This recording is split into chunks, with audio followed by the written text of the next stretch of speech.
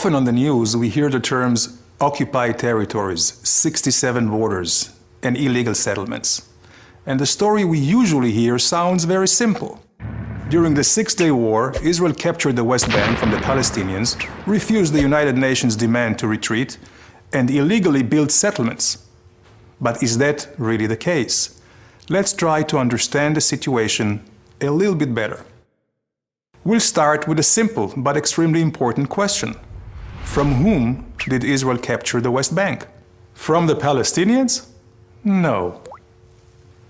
In 1967, there was no Arab nation or state by the name of Palestine. Actually, was there ever? Israel took over the West Bank from Jordan in an act of self-defense, after Jordan joined a war launched by Egypt and Syria to destroy Israel. Oh, by the way, destroying countries is rather illegal. The United Nations back in 1967 rejected repeated Arab and Soviet attempts to declare Israel as the aggressor. Security Council Resolution 242 did not demand a unilateral Israeli withdrawal.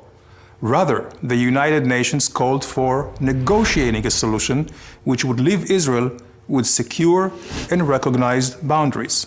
In effect, defensible borders. But wait a second, what was Jordan doing in the West Bank in the first place?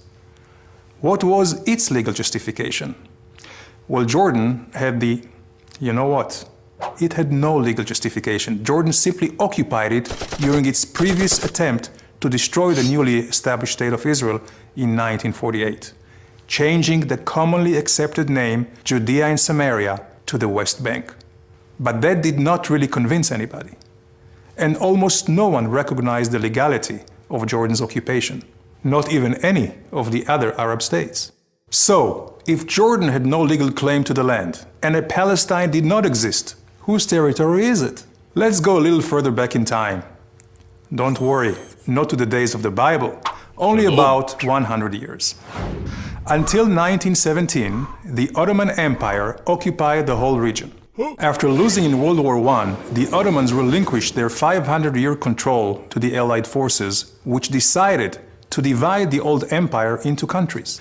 Britain's foreign minister, Lord Balfour, recognized the Jewish people's historical right to their homeland.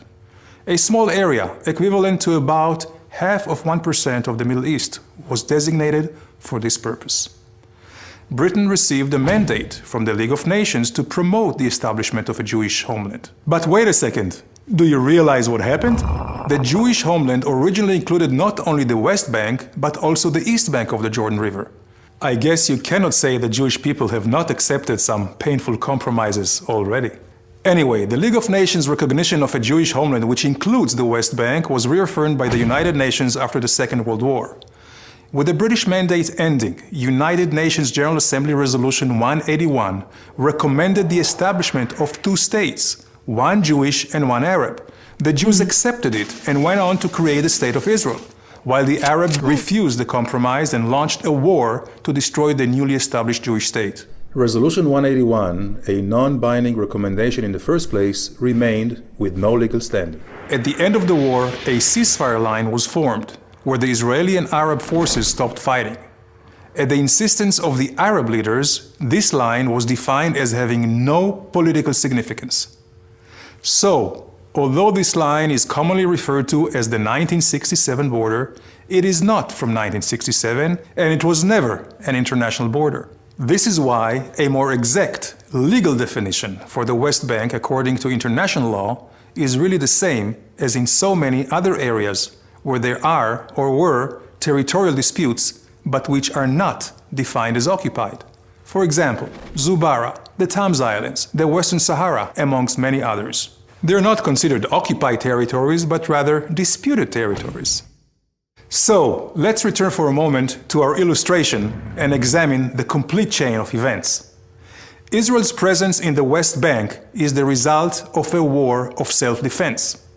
The West Bank should not be considered occupied because there was no previous legal sovereign in the area, and therefore, the real definition should be disputed territory.